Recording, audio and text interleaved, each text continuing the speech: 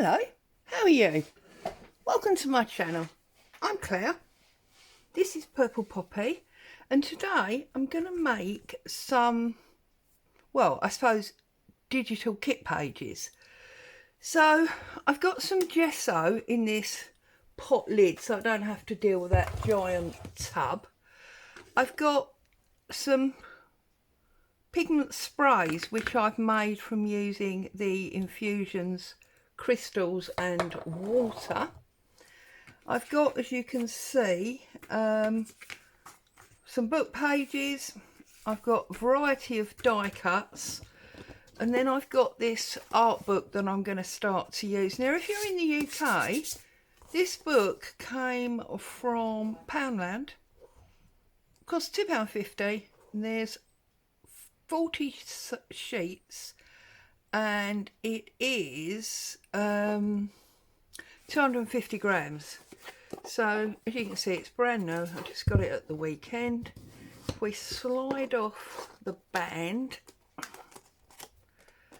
oh goodness me, might have been easier to rip it. And you can see it's this black cover, and then inside we have got this beautiful textured paper. Now it's only textured on one side by the looks of things, but that's good enough for me. This ring binder makes it really easy to work with.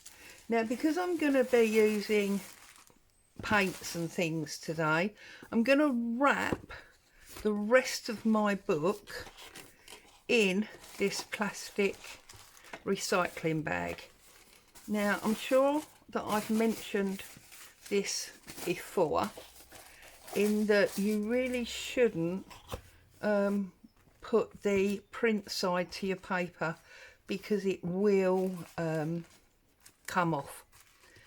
Okay, so I'm going to start by using torn pieces of book page. Now this is nothing new, you've done it before, you've seen, I've just realised there's 2 pages there, you've seen me do it before.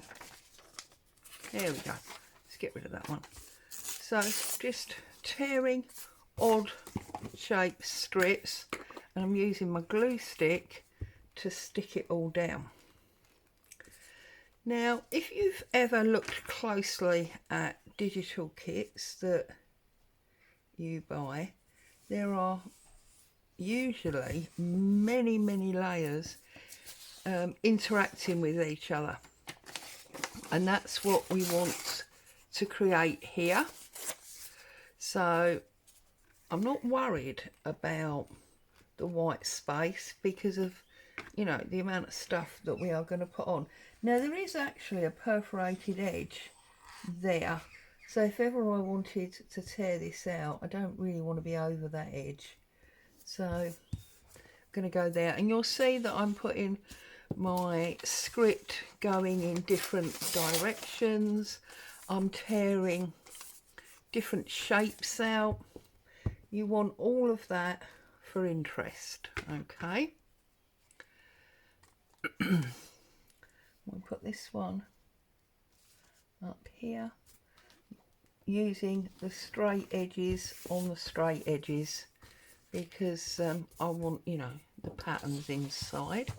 I have a little bit of music paper as well, and I'm just going to tear that, and because I don't want the straight edge, I'll tear that piece off. That side is more interesting. So how are you? What have you all been up to? It's been such a long time since I've been here. I do apologise. There's been an awful lot going on, and I've just not really been able to, well, get here. If I'm honest, there are times I've had time to get here, but I've not felt it, I'm afraid. So it is what it is. This one I think we'll, oh no, because look, we don't want it in line with that, so maybe we'll bring it up there from the bottom. And I'm just going to keep going. I don't want to cover the whole thing, just a large proportion of it. So then this one I think will go there. Okay. Like that. I feel like I want something here. Maybe the dictionary page. Or even this very, no, because that, yeah, dictionary. So I have a piece of dictionary coming in there like that.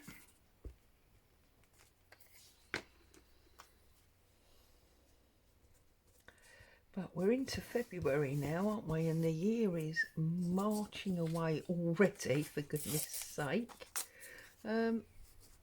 So I figured, you know what, it's time I put my big girl pants on and just came along, said hello and did some stuff with you.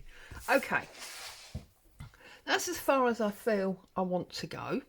So I'm going to put my glue to one side for a moment, and I'm just going to dip my spatula into my gesso, and I'm just going to come across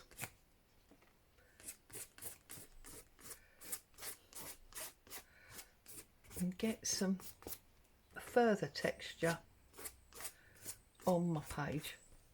And you'll see that obviously that's knocked back some of that font. Now my die cuts, I've got these hexes, and I thought what I would do is I'd create honeycomb, because I've got a bee here as well. So I'm going to put that there like so.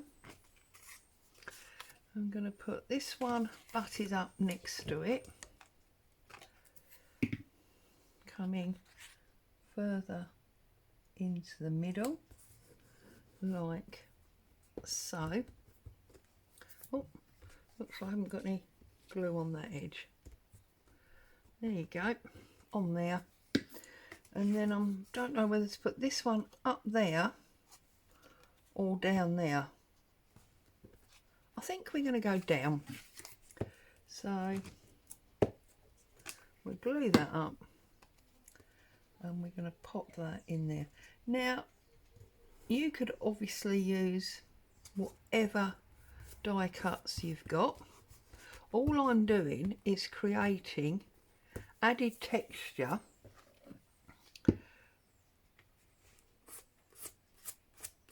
for my page.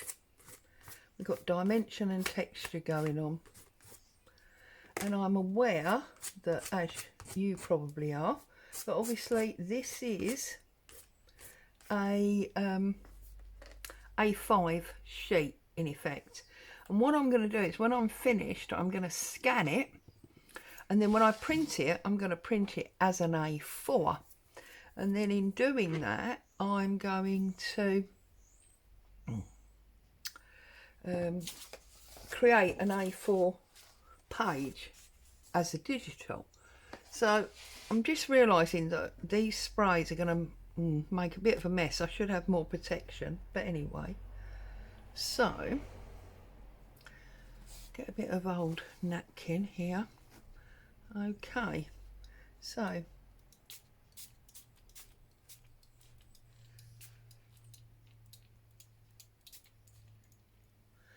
okay,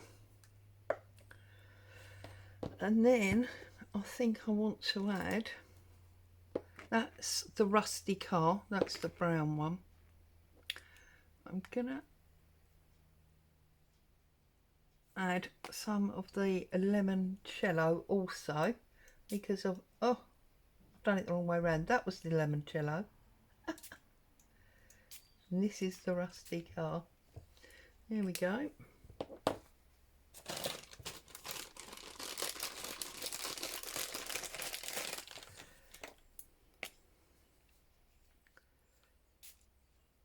There we go. Just really wake all that up. All right, and now I'm going to take my old napkin and I'm going to knock back some of the excess, like so. Okay, I'm going to take a black marker. I'm just looking for a black marker. I could use this pen, and I want to mark that line between my hexes, just so it's really obvious that there is a division there. Okay, if you want to, you could go around all of it just to enhance that a little bit further.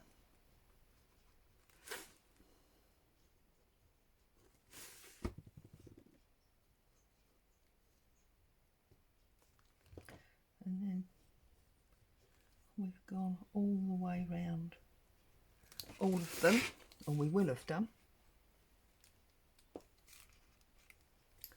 That's obviously covered in ink, and obviously you'll be able to use this, so don't worry that you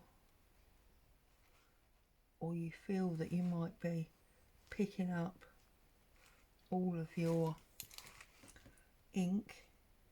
It's not going to waste, that's for sure. Okay, turning it round again. You can probably see my head where I'm leaning in.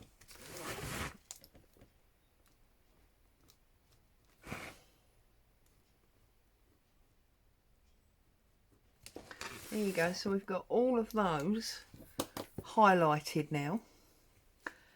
Now for round 2, I'm going to use this number 3 because there is 3 of them and that just works for me. So I'm going to use a little bit more glue, but this time I'm using wet glue.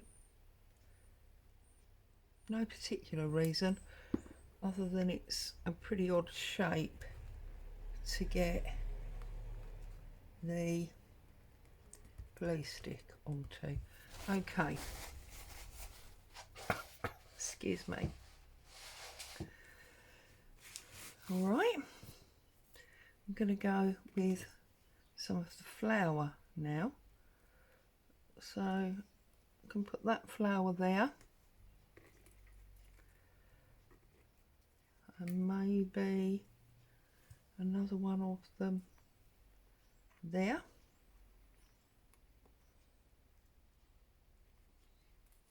Yeah, or maybe just this one, like wet the bed, dandelion. Used to call them wet the beds as children. Yeah, I think I'm going to go with this one. So just going to glue this on each of its little prongy bits.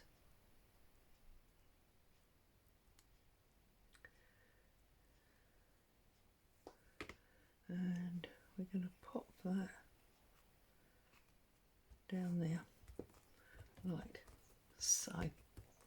Okay, now we're going to go back in again with our gesso, knocking back some of the colour that we put on before. Whoops. And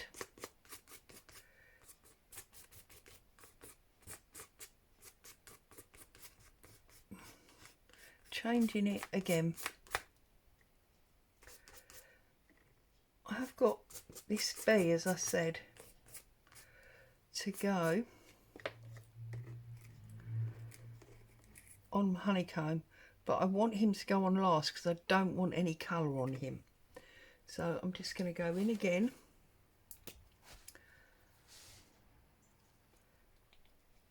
Make sure you've got your spray where you want it.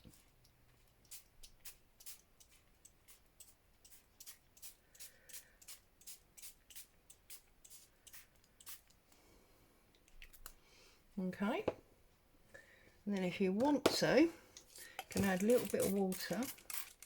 Now, if you haven't got something like the Fusions, you can definitely do this as, you know, ink and water dabby with the Tim Holtz ink pads. That'll work just as well. But obviously you do need to make sure that you've got a really good substrate that's gonna take all this liquid. Okay, just want a little bit more on here.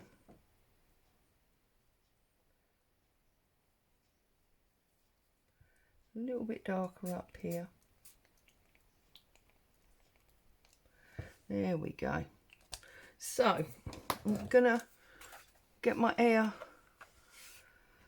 my hot air machine out now and dry this off. So I'll just put you on pause for a minute. Okay, so it's basically dry now. So I'm just gonna grab a stamp, a basic, not too descriptive stamp. I can't find the one I'm looking for now. Of course, that's fairly typical, isn't it? And you watch, there'll be a giant Jenga in a minute. What have I done with it? That's not the one I want. But it looks like that's the only one I can find. So this is just a random script. It's from an old invoice type stamp that I cut up because it was too square for my liking, and I'm just gonna hand do it. Just put a little bit of script on. We don't want too much because obviously we've got all that script underneath that we've basically covered up. But I just want to, you know, add a little something extra. There we go. And I think I want something here. We'll have this like that. Okay, I've got all sorts of rubbish on my hands, but never mind. Now I'm going to glue my bee and put it on there, and again I'm going to use the wet glue for this because there's some very tiny areas. And then I'm going to put you on pause while I put it through my scanner, and I'm going to print out a page, and you'll see how we get this into an A4 sheet that we can use in our journaling. That's your totally unique art, nobody else will have, but you don't have to lose your artwork, you can keep that as well. So I'm going to pop the bee on there. That's my very top focal point, and the top focal point is never going to have any of your gesso or ink on. It's just going to be the actual piece. Doesn't have to be a die cut, could be a flower you've cut from a magazine or whatever. So I'm now going to take this away. I'm going to put it in my scanner and I'll be back in a second. Okay, so I'm back. So that's our completed artwork. And this is our printed A4 sheet. Now the first thing you obviously notice is that this is much pinker. Each printer is slightly different. Also, this is very cheap copy paper. If you'd have printed this onto a photo paper or something, it would be, you know, much more true to the image. But there you go, there is an A4 folded page to give you an A5 digital page suitable for any journal. You don't have to damage this. You can keep this for all time. So there you go. Very simple way to create your own digital pages that nobody else has got. I hope you found joy and inspiration. Thank you for joining me. I'm sorry I've been missing for so long. Stay safe. I'll see you very soon. Ta-ta for now.